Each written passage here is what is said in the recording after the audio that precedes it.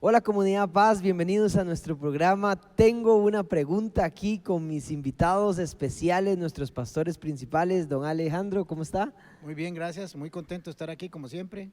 Doña Flora. Muy bien, por dicha, todo en orden. Y bienvenidos a ustedes, que es un gusto tenerlos para que compartan, crezcan y disfruten con nosotros. Hoy tenemos un programa con 7 preguntas que ya las vimos, por supuesto, están preparadas, pero las pusimos ahí para que salgan al azar, pero queremos contestarlas. Tal vez, dependiendo del tiempo, puede ser que no contestamos todas y las dejamos para el siguiente, pero la idea es que hagamos el mayor esfuerzo para que quede bien claro para cada uno de ustedes, ¿verdad? Así es. Ok, ¿arrancamos? Arranquemos. Ok, primera pregunta. A ver qué dice.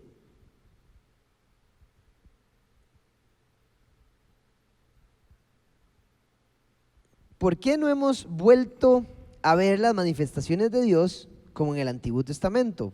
Por ejemplo, la nube, la columna de fuego, el maná, abrir el mar rojo, etcétera.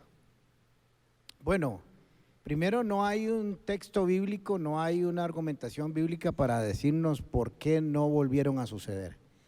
Pero tenemos que hacer un estudio del contexto histórico y fijarnos el momento en que sucedieron. Era la salida de Israel de Egipto hacia la tierra prometida.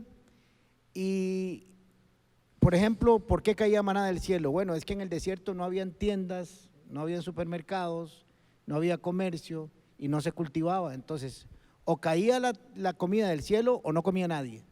Entonces, Claro. había una necesidad Tremenda. del momento. Ujú. ¿Por qué había una roca que simbolizaba a Jesucristo que echaba agua?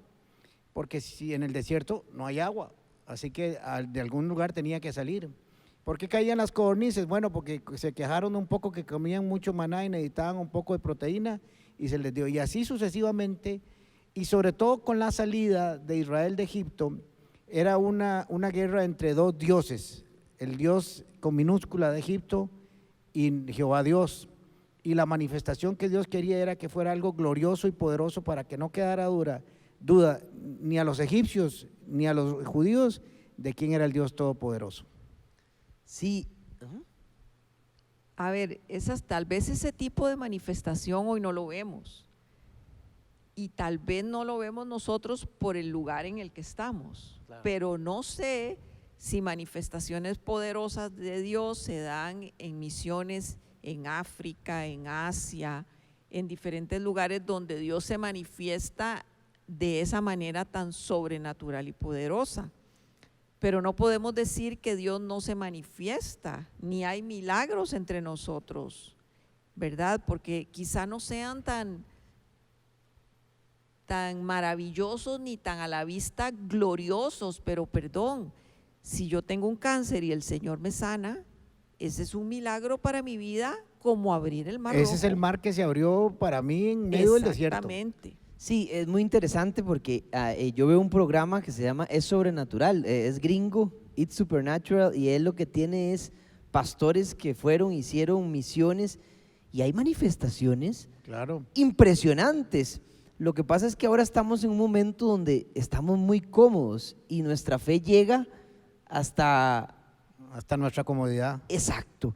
Entonces, ellos que no tienen medicina, que una oración o mueren, que no tienen nada más, se les multiplican las cosas impresionante. Incluso dicen pastores que están resucitando gente. Sí. Y tal vez no están médicamente probadas, pero ellos dicen que se ven manifestaciones impresionantes allá cuando Lo que pasa es que ahora no las tenemos en la Biblia, Ujú. pero sí están documentadas por muchas agencias misioneras Claro. de milagros tan Es- extraordinarios como los que hoy estamos recordando del Antiguo Testamento.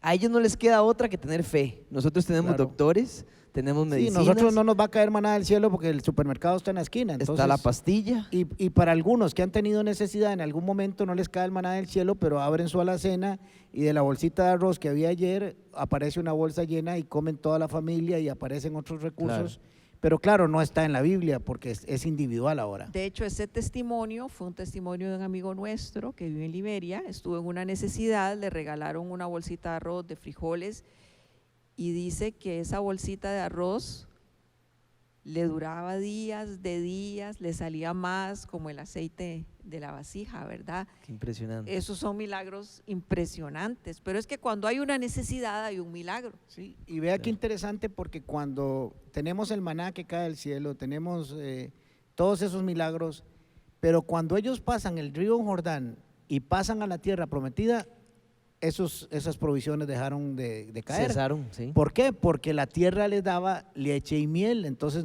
¿para qué dejar caer maná del cielo si la tierra ya se los daba? Entonces, es según el momento y las circunstancias. Claro que hoy nos llaman muchísimo la atención, pero también cuando Jesús estaba aquí en la tierra, o el libro de los Hechos, vemos gente liberada, vemos gente sanada, vemos minusválidos caminando, etcétera, y también son grandes milagros. Claro, y para cerrar, recuerdo aquel avivamiento no me acuerdo en qué calle, en Estados Unidos. Azusa. En la Susa. De ahí ellos tienen documentado, eso fue en los 70, creo que fue, no me acuerdo la fecha. Sí, pero no me acuerdo, pero ellos tienen documentado que hubo gente que sanaron de los ojos, de gente todo ciega, pasaba ahí, gente que llegaba en silla de ruedas, gente y que iba no a tenía pie. brazo y que le salió brazo. Claro. Y está documentado, y eso fue hace en los años 1900. Yo fui testigo de una sanidad de un ciego, Wow. de una ciega, hace mucho tiempo. Hace oramos muchos años, por sí. ella y recobró la vista ahí mismo. Ven, así que Pasa. el Sí, ahí. Espíritu Santo sigue. Así es. Bien. Siguiente pregunta. Muy bien. Sí, al vez mientras Andrés abre la pregunta, lo que queremos explicar porque tenemos un bowl aquí, ya Andrés lo explicó un poco, es que aquí hay unas 7 u 8 preguntas y lo que escogemos es al azar cuál vamos a contestar aquí, porque no todas a veces las contestamos y no queremos escoger de todas algunas, sino que del grupo que llegaron, de ahí sí las escogemos. Exacto. Ok, entonces dice esta pregunta. ¿El diezmo es negociable? Ejemplo, si yo se lo doy a una persona que necesita mucho ese dinero, ¿es correcto o solo puedo darlo a la iglesia? Qué buena pregunta.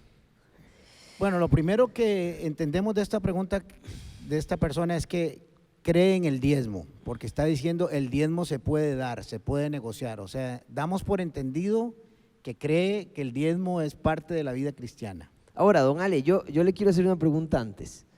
¿Es bíblico el diezmo en el Nuevo Testamento? Porque hay mucha gente que dice que el diezmo ya no está presente, que era de la ley de antes, y que si ahora no hay que darlo, dicen. Bueno, la ley de antes decía que no había que matar, el decálogo. Exacto. Entonces en el Nuevo Testamento, como no está el decálogo, entonces matemos. Entonces es un balance, una interpretación, una hermenéutica correcta, porque la Biblia no tiene que estar repitiendo todo en toda época. Hay principios, valores eternos que una vez que Dios los dictó, ahí permanecen por el tiempo. De hecho, hay un pasaje hay 2 pasajes en Génesis. Abraham le dio sus diezmos a Melquisedec. Y en Antes de la ley. Antes de la ley. En Hebreos nos dice que ese Melquisedec era Jesús mismo, el Señor. Un tipo de Abraham Jesús. le da. Y luego Jacob, que era nieto de Abraham, él entendía que había que dar el diezmo antes de la ley, porque cuando él huye de Esaú, se encuentra en el desierto y le dice a Dios: si tú vas conmigo y me haces ir y me haces regresar, le pone un montón de requisitos, le dice: yo te adoraré y te daré el 10% de todo lo que tengo. Sí. O sea, era un principio antes de la ley. Y Y no todavía solo- antes de Abraham está con Caín y Abel. Ellos dieron, más, Así es. Abel presentó los primeros frutos de las primicias, primicias. los primogénitos de lo Sí. que tuvo, y agradó al Señor, dice. De hecho, hay registrado algunas otras culturas que diezmaban también, Sí, ¿verdad? No es exclusivo del cristianismo. Después la ley lo reguló, pero hay que entender primero, para comenzar a entender el diezmo, de quién es el diezmo, así Esa es. es la pregunta, ¿no? ¿verdad? El diezmo es del Señor, no es para el Señor, sino desde que nosotros lo obtenemos, entendemos que ya no es nuestro, que es de Dios. Entonces la pregunta es: ¿puedo negociar con algo que no es mío? Así es. Esa sería la pregunta. Le voy a leer Malaquías para que continúe, ¿vale? Malaquías 3 del 8 al 10 dice: ¿acaso roba el hombre a Dios? Ustedes me están robando. O sea, quiere decir que si uno roba algo es porque no es de uno. Claro. Y todavía pregunta, ¿en qué te hemos robado? Y dice el Señor, en los diezmos y en las ofrendas. Ustedes, la nación entera, están bajo gran maldición, pues es a mí a quien están robando. Versículo 10. Traigan íntegro el diezmo para los fondos del templo, y así habrá alimento en mi casa. Pruébenme en esto, dice el Señor Todopoderoso, y vean si no abro las compuertas del cielo y derramo sobre ustedes bendición hasta que sobreabunde. Exterminará la langosta para que no arruine sus cultivos y las vides en los campos no pierdan su fruto. En otra versión dice, O sea, reprenderé al O devorador. sea que hay consecuencias positivas y negativas Así es, de darlo o no darlo, así es. ¿verdad? Ahora empecemos entonces a descifrar un poquito. Ustedes me han robado, me han quitado o se han dejado algo que es mío. No les corresponde. Entonces, primer punto elemental, el diezmo es del Señor. No puedo negociar algo que no es mío. Primero, si creo que el diezmo es bíblico. Si no creo que es bíblico, entonces ni le entremos a esta vara porque no tiene sentido. Vamos a empezar creyendo que el diezmo es bíblico. Número 2, algunos dicen que es del Antiguo Testamento. No es cierto. Hay cosas que no son solo del Antiguo Testamento y el hecho de que no se repita en el Nuevo no significa que no tenga aplicación en el Nuevo Testamento. De hecho, Jesús dice, yo no vine a abolir la ley, le vine a dar valor, Viene a darle sentido, ¿verdad? sentido, algo lo llevó a otro nivel. Y la otra cosa que algunos dicen es que es de la ley. No, el diezmo no aparece con la ley. Ya Flora hizo un par de ejemplos con Jacob y con Abraham, que ellos diezmaron de su corazón y entendían que eso era de Dios y no de ellos, Ujú, ¿verdad? ujú. ¿Y qué dice ese texto de Habacuc? También dice Levítico 27:30, el diezmo de todo producto del campo, ya sea grano de los sembrados o fruto de los árboles, pertenece al Señor, pues le está consagrado a Él. Exacto. Entonces el diezmo pertenece a Dios, se le da a Dios y se le consagra a Dios. ¿Y por qué es de Dios? Porque Dios le dijo al pueblo de Israel, toda esta tierra es tuya, te la estoy dando, pero hay una parte que es mía. Y de esa parte mía yo se la voy a dar a los levitas, porque los sacerdotes van a vivir de esto. Ustedes van a ir a la oficina, van a producir dinero, van a comprarse negocios, van a poner una tienda, van a poner un banco, van a ser abogados, van a ser ingenieros y ustedes van a producir dinero. Pero hay una tribu de ustedes que va a estar en el templo adorándome, sacrificando, poniendo el incienso, trayendo el aceite y sirviéndole a ustedes en adoración, y yo les voy a prohibir a ellos que salgan a hacer negocios. Van a depender absolutamente y completamente de lo que todo el pueblo, de lo que todo el pueblo produce. Ese 10% que es mío, yo se los voy a dar a ustedes. Y una Entonces cosa el principio importante es que de Dios. Perdón, esa tribu, aún de lo que recibía, tenía que diezmarle a Dios. O sea, los levitas aún, ellos mismos debían de diezmar de lo también, que estaban recibiendo. ¿verdad? Entonces, el diezmo es para la operación del reino de los cielos. Así es. El diezmo es para los sacerdotes, que después fue cambiando y después era de los discípulos. La gente dice que en el diezmo no existía o no estaba regulado en el Nuevo Testamento. ¿De dónde sacaban dinero los apóstoles para salir, para recorrer, seguro que andaban pidiendo, mendigando en las esquinas, regálenos un poquitito de platica para ver si nos vamos a Tesalonicenses a predicar porque no tenemos ni zapatos? Nada, Jesús andaba con un tesorero, estaba fondeado y robaba y alcanzaba todavía para mantener a los 12 y a Jesucristo. Claro, y para esa pregunta de que el diezmo no está en el Nuevo Testamento, sí está. Es más, Jesús habla de esto y les voy a leer Mateo 23:23, que también está en Lucas 11:42. Dice, les está reclamando ahí a los fariseos y les dice lo siguiente: ay de ustedes, maestros de la ley y fariseos, hipócritas, dan la 10ª parte de sus especies, la menta, el anís, el comino, pero han descuidado los asuntos más importantes de la ley, tales como la justicia, la misericordia y la fidelidad. Debían haber practicado esto sin dejar de hacer aquello. O sea, Jesús aprueba el diezmo, les está diciendo, algo hicieron bien, también tengan justicia, misericordia y amor, pero sigan haciendo lo que hacían bien. Hay que hacer algo más, o sea, es el diezmo. Jesús le está diciendo, está bien que diezmen el comino, la menta y todo lo que están diezmando, pero les falta algo, Sí. ¿verdad? Entonces hay que hacer el bien y además Sí, dar el diezmo. lo que le está diciendo Jesús, ustedes agarran, cuando está hablando de esas figuras de la menta y el comino, está hablando de cosas chiquititas, dice, ustedes apartan, ustedes quieren ser minuciosos, estrictos con el diezmo porque saben que es mío. Eso es lo que le está diciendo, saben que es mío y no quieren dejarse nada. Pero si eso no lo balancean con una vida de justicia, de santidad, de equidad y de amor, no está sirviendo de mucho. Hagan esto y lo otro al mismo tiempo y entonces estaremos pagos. Ahora, Así es. una pregunta, Pregúntame. pregúntame, ¿será por esa razón que se habla de diezmo y ofrenda? Porque entonces en esa pregunta, si yo quiero dárselo a quien yo quiera, a una institución, a una familia, a una persona, a una viuda o algo así, no sería diezmo, sería ofrenda. Es Ofrenda. algo más que el diezmo.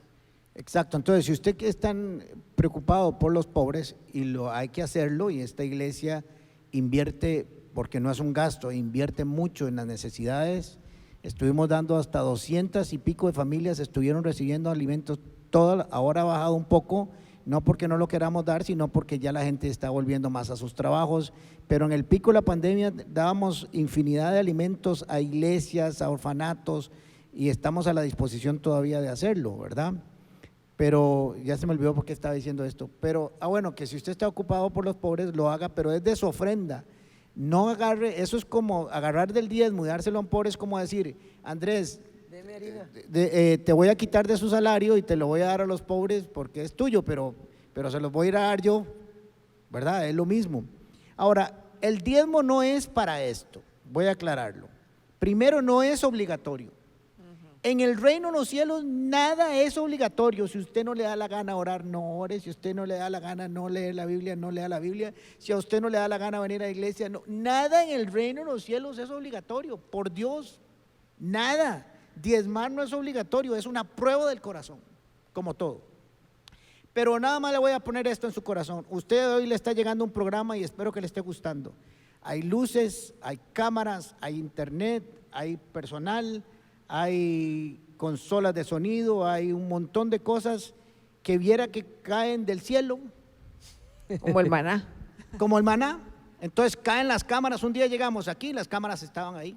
Les cuadra tener un buen auditorio, limpio, Buenas, que todo el mundo dice pantallas. qué bonita la iglesia, es limpia, ahora la fumigamos cada vez que tenemos aquí, qué bonita la señal, qué bonitos los micrófonos, qué bonito se oye, cuando suena la música, se oye muy bonito.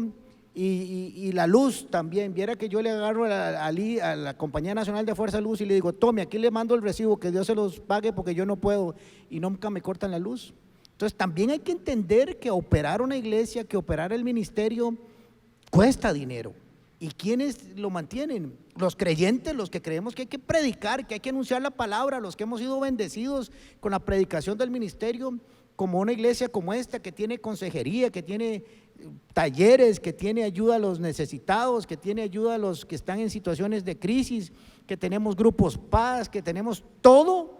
¿Y quiénes lo mantenemos? Los cristianos. Los cristianos, porque el impío no nos va a dar plata para mantener esto. Esto lo mantienen los creyentes que creemos que la obra del Señor tiene que seguir y está a nuestro cargo que esto funcione. Amén. Y somos tan responsables que hasta un gerente financiero tenemos. Y un gerente financiero tiene que vivir y comer. No, Y para que administre bien el dinero y todo esto, entonces tenemos pastores, tenemos de todo tenemos. todo esto es una empresa en el buen sentido de la palabra, no para hacer dinero, sino para predicar el evangelio y llevarlo a infinidad de lugares. Que es el mismo principio que le dijo antes al pueblo de Israel, tráigalo a los levitas, para que ellos ministren y se hagan todo. encarguen de toda la palabra, por así decirlo.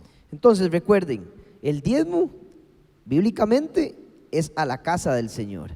No podemos dar de lo que no es nuestro a alguien que no es nuestro, de lo que no es nuestro. Si queremos dar, agarremos el 90 y se lo damos a los pobres por porcentaje que el Señor nos diga o lo que ustedes quieran. Pero el 10% Sí. es de Dios. Y si no lo quiere dar, tranquilo, no se preocupe.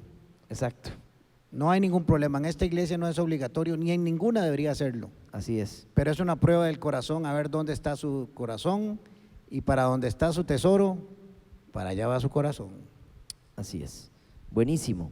Yo creo que clarísimo. Vamos con otra pregunta.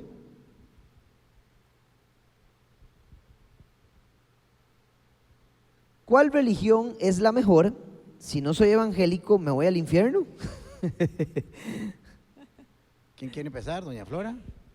Bueno, es realmente la palabra religión en la Biblia se usa únicamente una vez, ¿verdad? Y habla en un sentido muy general, ¿verdad? Habla no en una creencia, no en el estricto significado de la palabra religión, ¿verdad? Sino más bien en un sentido mucho más amplio. A mí me gustaría que leyeras, Andy, vos que tenés ahí, Santiago 1, 26 y 27. Ese es el pasaje donde habla de religión. Ok, vamos a leerlo. Santiago 1, 26 y 27. Dice lo siguiente: si alguien se cree religioso, pero no le pone freno a su lengua, se engaña a sí mismo, y su religión no sirve para nada. La religión pura y sin mancha delante de Dios nuestro Padre es esta: atender a los huérfanos y a las viudas en sus aflicciones y conservarse limpio de la corrupción del mundo. Y qué interesante por lo que dice, si alguien se cree religioso. No nos está diciendo que seamos religiosos o que estemos en una religión, sino que si alguien se cree religioso, yo creo pensando más que todo, si alguien se cree devoto o que alguien se cree que muy cree religioso, en Dios, ¿verdad? Entonces dice que la religión pura y sin mancha es ayudar a las viudas y a los huérfanos.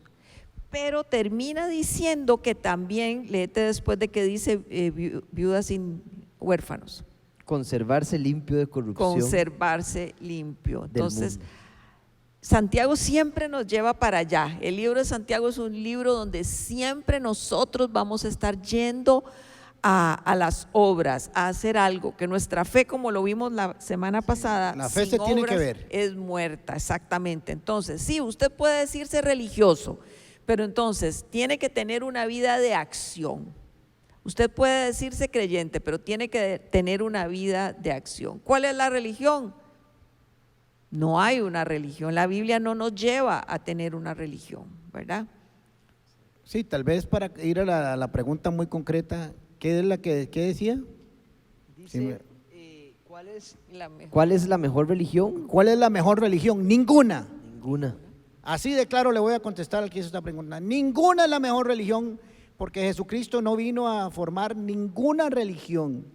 Jesucristo vino a establecer una relación. Y la religión es el esfuerzo del hombre por alcanzar a Dios.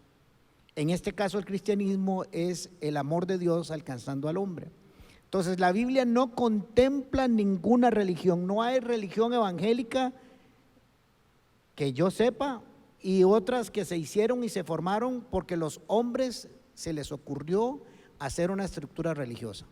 Pero como dijo Flora, es muy importante que la única vez que aparece esta palabra es de alguien que dice que se cree que es religioso.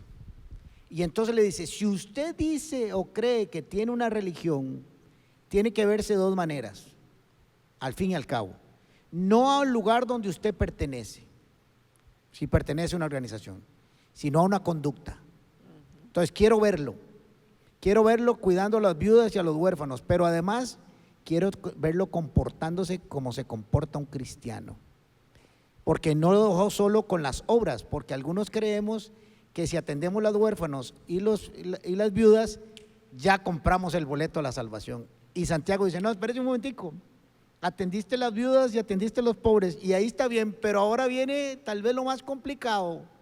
Manténgase limpio, sin puro, en pureza, en santidad, obedeciendo la palabra, teniendo comunión con Dios, apartado de lo malo. Y entonces esas tres cositas podría, cuando usted diga que es religioso, podría yo creerle.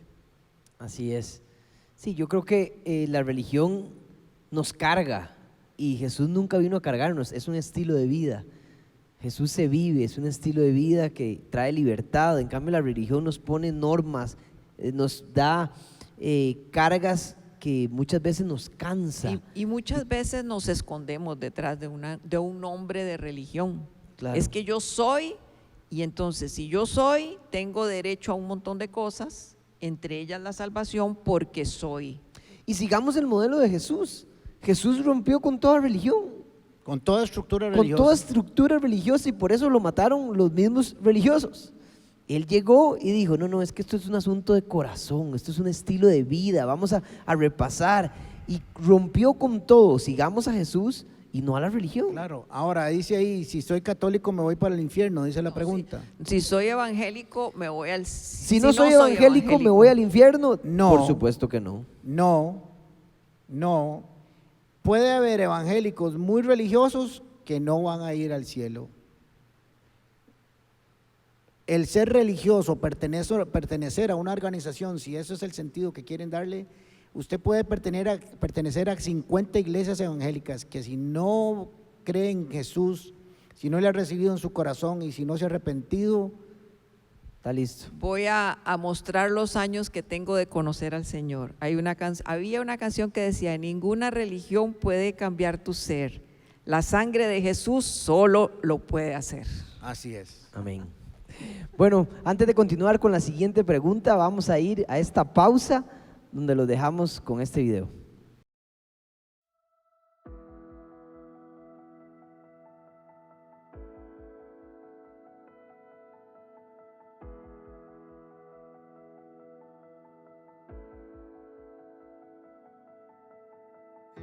Mis pensamientos tú conoces, mis palabras antes de hablar.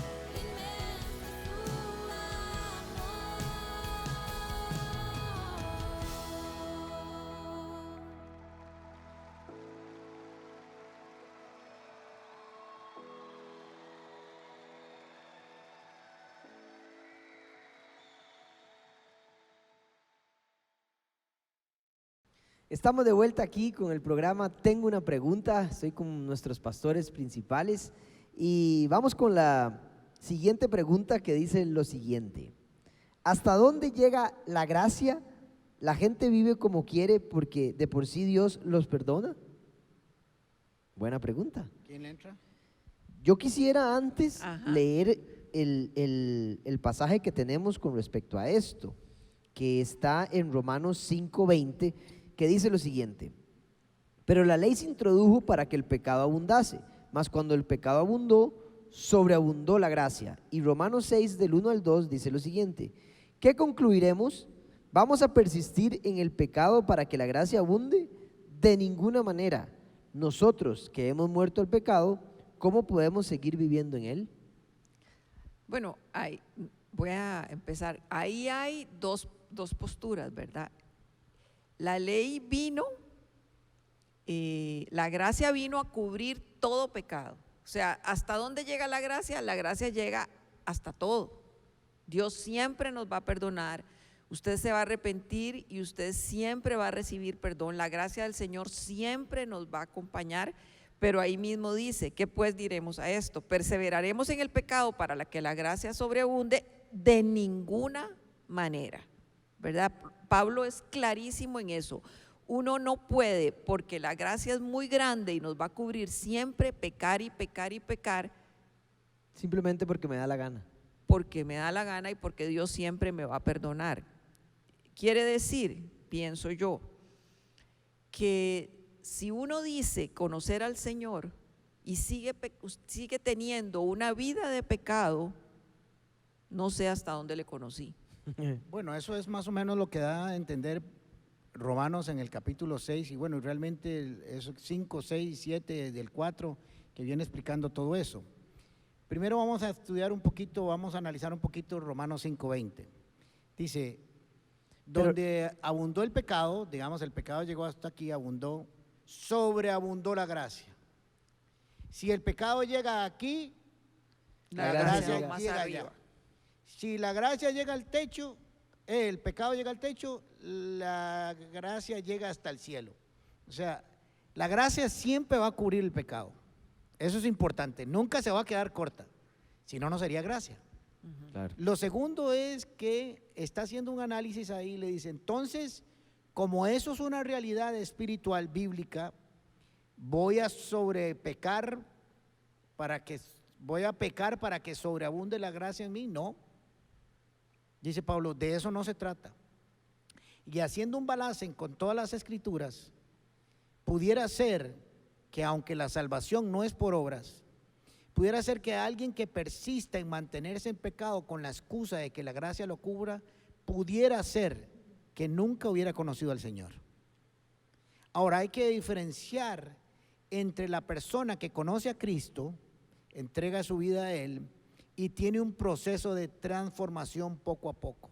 Entonces si pecaba antes 1000, pues al mes lleva 999, va avanzando. Sí. Y al otro mes 998. Y ahí hasta que su nivel de pecaminosidad va disminuyendo a niveles aceptables. Vea que estoy utilizando un lenguaje para poderme explicar acerca de qué se trata de esto. Entonces, la misma Biblia dice que la luz del justo, el camino del justo es como la luz del alba que va creciendo hasta llegar al mediodía para ser perfecto. Vamos en un camino de perfección. Pero si no hay cambio, si no hay transformación y además me quedo con la excusa de que como la gracia me cubre, voy a hacer lo que me dé la gana, puede ser que nunca conoció al dador de la gracia. Así es. Sí, y una cosa es, que quiero diferenciar acá, es pecar voluntariamente y otra cosa es tener un desliz, ¿verdad? Dice aquí, nosotros que hemos muerto al pecado, aquella persona que recibió a Cristo ha muerto al pecado, ha decidido A una no vida pecar, de pecado. a una vida voluntariamente de pecado. Así es. No vamos a pecar porque conocimos a Cristo y pecar significa no dar en el blanco, ¿verdad? ¿Sí? Entonces, la idea es que nosotros morimos a ese pensamiento de no dar en el blanco. Vamos a tratar de hacer las cosas bien, vamos a dar nuestro máximo esfuerzo y si no somos perfectos, vamos a tener deslices. Ahora, voy a aclarar algo que tal vez yo he utilizado muchas veces. Ujú. Dice, no pecamos voluntariamente. Todos pecamos voluntariamente. Todos pecamos porque decidimos en ese momento pecar. Exacto. Yo no puedo decir, ups, caí en adulterio. Mira, me di cuenta. Tengo 4 meses de tener una querida y No no me di sabía. cuenta. No, estoy ahí porque me dio la regalada gana. Lo que está diciendo Pablo es que yo he renunciado a un estilo de vida en el cual vivo pensando, activando, reaccionando y dimensionando el pecado siempre en mi vida. Y que hago todo lo contrario, paso pensando en santidad, paso pensando en las escrituras, paso orando, paso tratando de vivir las escrituras en rectitud, y en ese tratar, en ese luchar, en ese esforzarme, pues esta naturaleza me va a pedir que le dé de comer, y ese día le doy de comer a la naturaleza. Espero que me expliquen, puedan entender lo que estoy explicando. No, claro. Entonces, sí, todos pecamos voluntariamente. Lo que pasa es que hay unos que hacen del pecado un estilo de vida. Así es. Lo planifican, lo Una estructuran, lo práctica. viven, lo saborean, hacen menús, se visten para el pecado. Y el cristiano tiene ese estilo de vida, es todo lo contrario. Se estructura, se viste, tiene un menú de santidad, de amor a Dios, de agradarle a Él, y ese es su estilo de vida. Y de vez en cuando, espero que más de cuando que de vez, podamos vivir una vida de pecado. Así es, yo creo que queda clarísimo. ¿Algo más? Sí, clarísimo, ¿verdad? Porque no podemos permitir pensar en nuestras vidas, tener una vida de pecado diciendo conocer al Señor. Y ahí es donde mucha gente dice es que los cristianos son pura paja. Claro. ¿verdad? Tenemos que, nuestra vida tiene que caminar día tras día queriendo agradar al Señor con nuestra forma de vivir, que es lo que Él nos ha pedido. ¿Qué le diríamos de esta pregunta? ¿Qué le diríamos a alguien que es cristiano, que conoce la palabra, es más, se sabe sus versículos, pertenece a un grupo Paz, viene a la iglesia el fin de semana y, por ejemplo, tiene un pecado que sabe que lo está haciendo durante muchos años y continúa, y él sabe, y él sabe, y él sabe, y lo continúa haciendo? ¿Qué podríamos decirle a esa persona? ¿Que deje de hacerlo? Sí, es que ¿qué le vamos a decir? Porque nos escudamos en debilidades. Ahora, dice la Biblia que tenemos que tener frutos dignos de arrepentimiento. Así es. Nosotros tenemos frutos, de todo lo que hacemos tiene frutos. Y nuestros frutos deben ser dignos, o sea, que valen el arrepentimiento. Alguien que tiene un pecado y que tiene 10 años de conocer al Señor y sigue diciendo es que sigo esa habilidad, yo creo que lo que ha hecho es que todavía no ha entregado esa área de su vida y está muy cómodo en esa situación. Y si necesita ayuda para vencerlo, pues que busque ayuda, un consejero, un amigo, Así un es. compañero que se haga parte de su vida, además del Espíritu Santo, que es lo fundamental, para que juntos puedan vencerlo. Y para que tenga que rendir cuentas, eso es muy importante, para que esa persona le pregunte cómo estás en esa área, has tenido victoria, cómo caminas, porque es importante tener a alguien que camine Claro. con nosotros cuando tenemos un pecado que nos tiene retenidos o que nosotros estamos disfrutando. El problema no está en que estemos luchando con un pecado, el problema es que nos acomodemos ahí, digamos, bueno, es que no puedo, así soy yo, así me hicieron, Dios sabe y Él verá cómo hacemos. Eso no se vale. Así es. Buenísimo. Siguiente pregunta. Vamos. Pregúntame.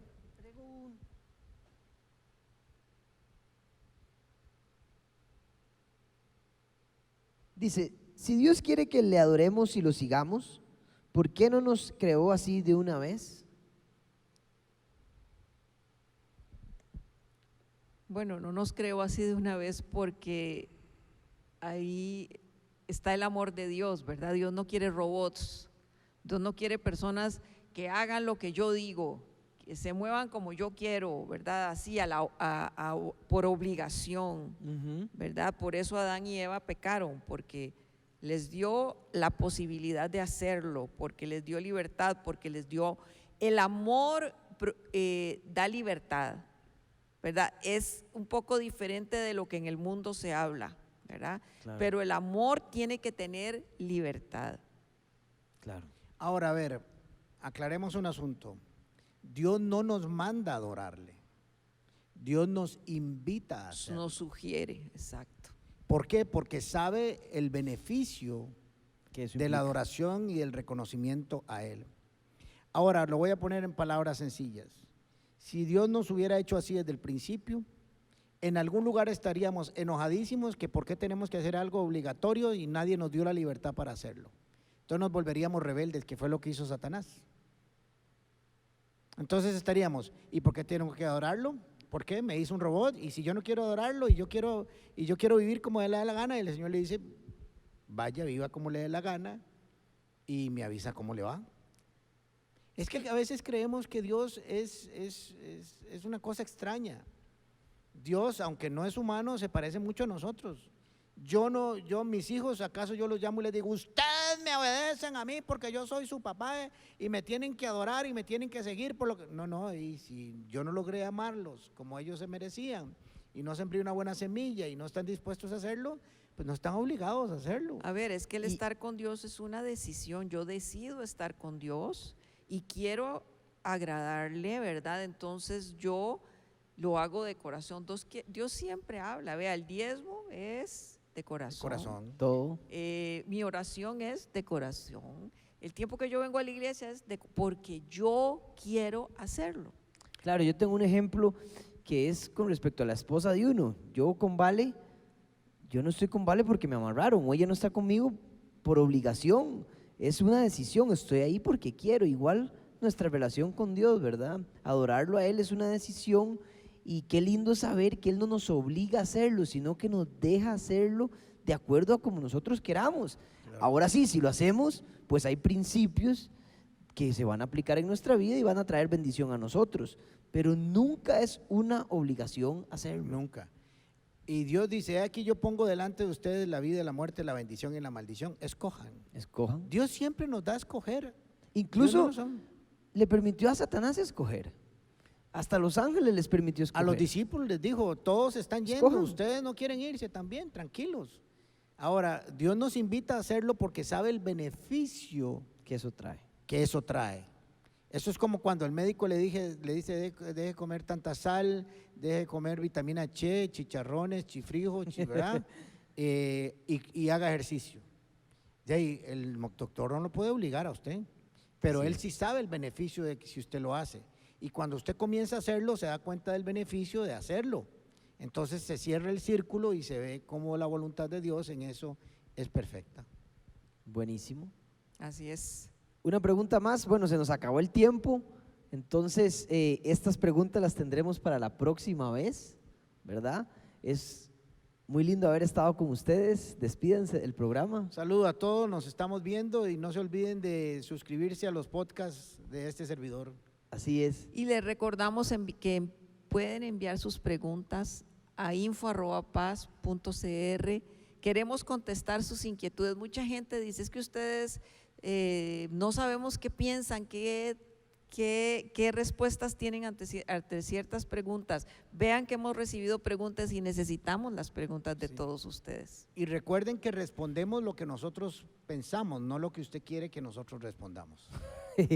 Así es. Así que recuerde, preguntas teológicas, vamos a hacer el mayor esfuerzo de vida, de experiencias, de alguna duda, hágalas y estaremos con ustedes. Nos vemos como pronto. Chao, hasta luego. Bendiciones. Un abrazo.